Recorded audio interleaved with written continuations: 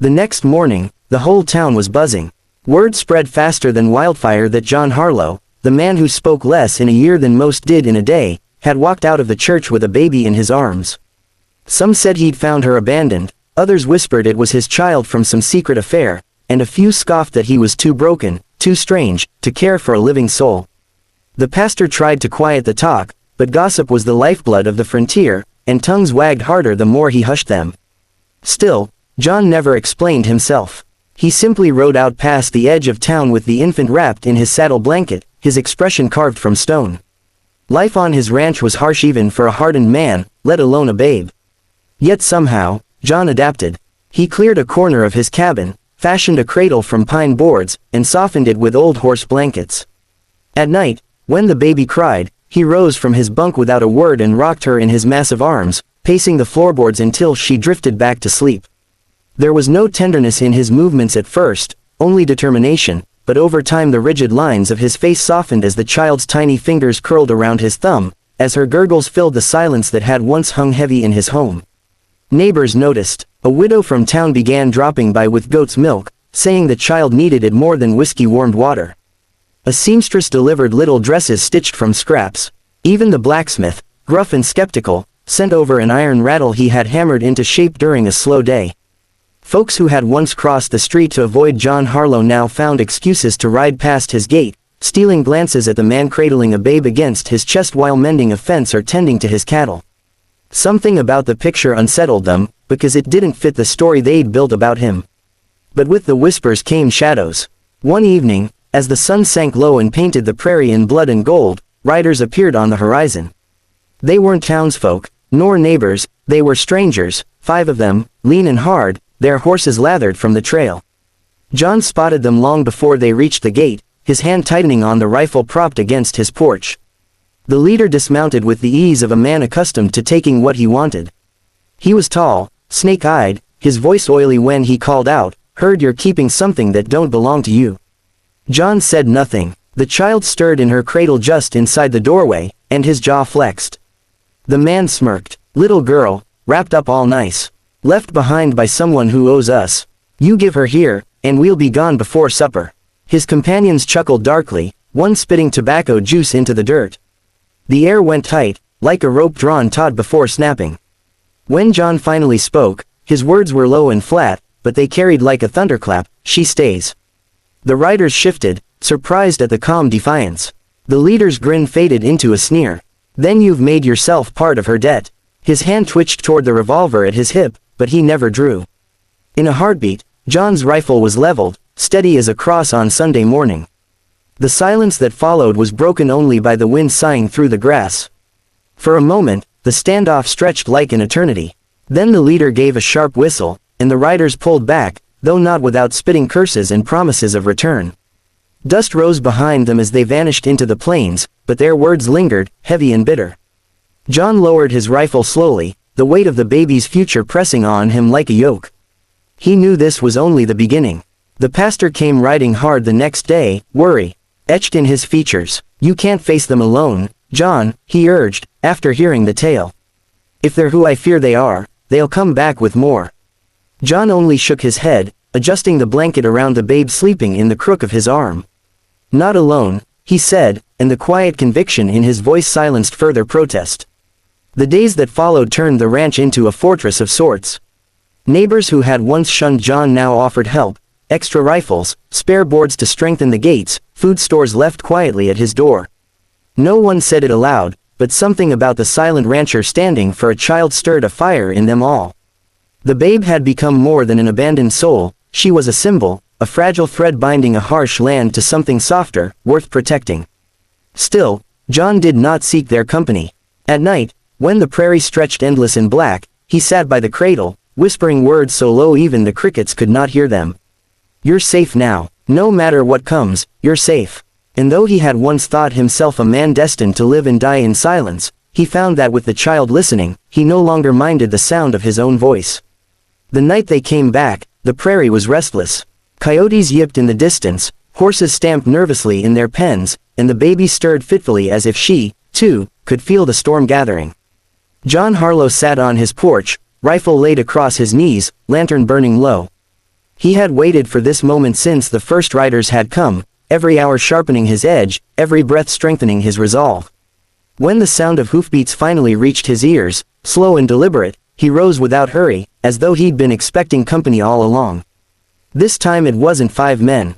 It was closer to 10, their shadows long in the moonlight, their laughter jagged and mean. At their head rode the same snake-eyed leader, his grin sharp as broken glass. He called out before they even slowed, his voice carrying over the grasslands, "We warned you, Harlow. You're standing in the way of a debt, and debts get paid, one way or another." His hand rested on the butt of his revolver, and his men spread out in a half-circle, tightening the noose. Inside the cabin, the baby began to cry. The sound sliced through the air like a prayer, thin but fierce. John stepped off the porch, rifle still in hand, his boots crunching on the hard-packed dirt. He didn't shout, didn't threaten. He simply met the leader's gaze with eyes as cold as steel left in winter snow. "You'll not touch her," he said, voice low but clear. For a moment, the riders hesitated, unnerved by the sheer steadiness of him, a lone man against a pack, standing like the land itself had risen to defend the child. Then the guns came out. Muzzle flashes split the dark, deafening cracks echoed against the wide-open plains. John moved with grim precision, every shot measured, every breath deliberate. He dropped one rider clean off his horse, sent another sprawling into the dirt with a cry. Bullets tore splinters from his porch, shattered the lantern, but he held his ground, the fire in him burning hotter with every cry from the cradle inside. He wasn't fighting for himself, he was fighting for the fragile heartbeat that depended on him. The townsfolk, hearing the gunfire, came running. At first it was only the pastor, clutching an old pistol with trembling hands, then the blacksmith with his shotgun, then the widow and the seamstress and more, lanterns bobbing in the night. One by one, they took positions at John's fence line, their shots clumsy but determined.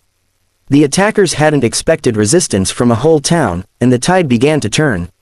Horses screamed, outlaws cursed, and the snake-eyed leader realized too late he had underestimated not just John Harlow, but the spirit he had awakened in others.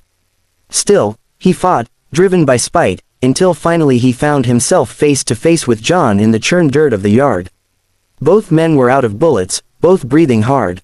The outlaw drew a knife, lunging, but John caught his wrist, the two of them locked in a brutal struggle under the moon. For a moment, it seemed the younger, quicker man might win, but John's strength was the strength of a man who had carried loss heavier than mountains. With a final heave, he twisted the blade free and sent the outlaw crashing into the dirt. The man lay still, defeated, the rest of his gang scattering like dust before the wind. Silence followed, broken only by the soft cries of the baby inside. John staggered back, sweat and blood mixing on his brow, his chest heaving.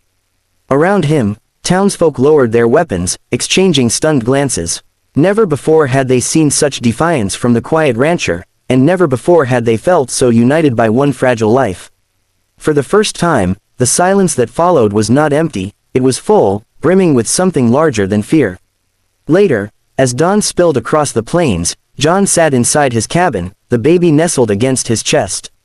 The pastor stood nearby, hat in hand, speaking softly. "There's something you ought to know. The mother, she came back last night. She was watching, from the ridge. She wanted to see if you'd truly keep her promise. But when she saw what you did, she left again. She said you were her answer, her child's answer.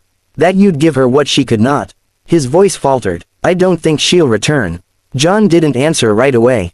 He looked down at the tiny face pressed to his shirt, her breath slow and even, her hand curled around the fabric as if claiming him. Finally, he spoke, the words heavy but certain. "Then she was right. It was not boast, not defiance, just truth, spoken in the quiet cadence of a man who had finally found something worth breaking his silence for." From that day on, the whispers in town changed. No longer was John Harlow the lonely rancher, the man of shadows. He was the guardian of a child who had once been left at a church's steps, the man who had stood against the whole West if need be, so that a single heartbeat could grow strong. And though the land was still harsh, though sorrow still lingered in his eyes, his voice was no longer a stranger in his own home, for every night, before the fire died down, the silent rancher whispered to the babe in his arms, "You're not alone anymore." Seasons passed on the wide and merciless prairie, and the child grew as children do, faster than the eye could track. The townsfolk, who had once viewed John Harlow as a shadow to be feared, now saw him often at the market with a little girl perched on his hip or tugging at his hand. She had his eyes, some joked, though others whispered that she was far too bright and quick to have come from his blood.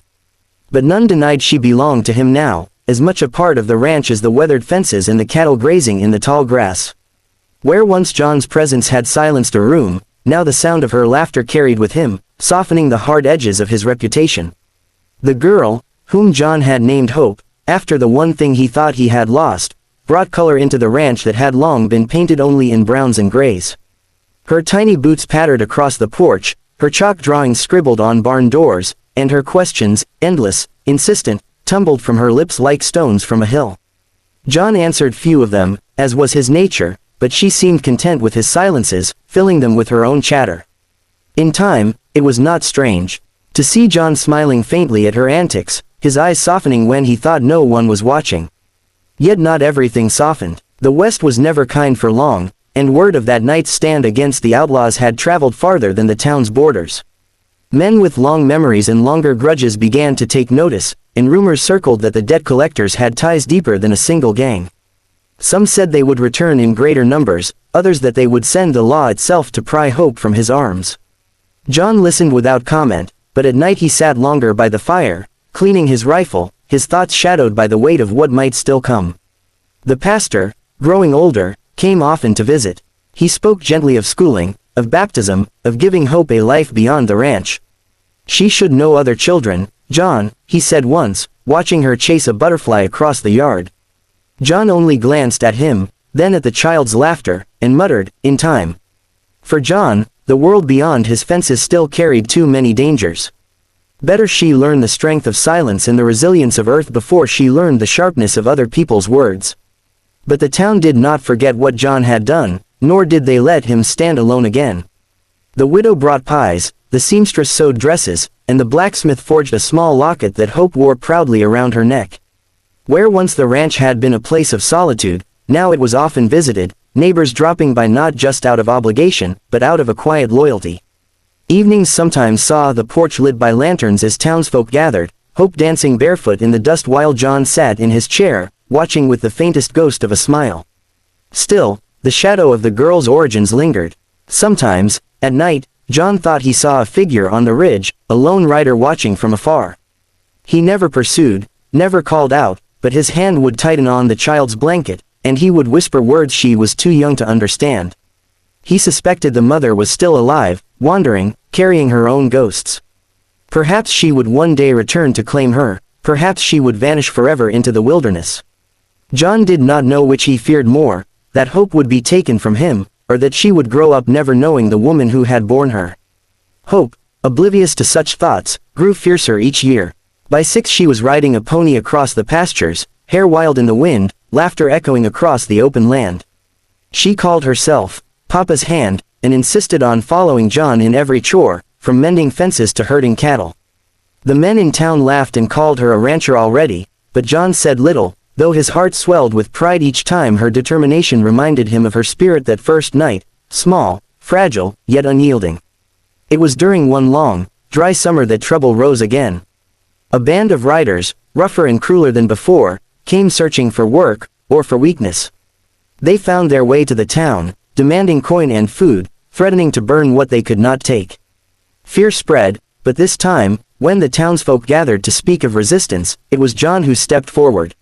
For the first time in memory, he did not stand apart from them, he stood with them. "We face them together," he said, voice steady, his hand resting lightly on Hope's shoulder. The silence that followed was not one of doubt, but of resolve. When the outlaws came, they found not a lone rancher to intimidate, but a town forged into something harder. Guns lined the rooftops, barricades blocked the streets, and at the heart of it all stood John, rifle in hand, his child safe behind him. The fight was fierce, but the outcome different. This time, the town did not splinter. They stood, bled, and held the line. When the dust cleared, the outlaws fled, leaving behind the lesson that unity was stronger than fear. Afterward, Hope clung to John's leg, eyes wide but dry. "Papa," she whispered, "did we win?" He lifted her into his arms, pressing his rough cheek against her hair. "We did," he said softly. And though scars marked the town and the prairie still stretched endless and untamed, there was a sense among them all that something greater had been secured, not just survival, but belonging. For John, the silent rancher who had once believed his voice carried no weight, the truth settled deep within him as he looked down at the child who had turned his silence into strength. The West could take many things, but it could not take away the life he had chosen to fight for.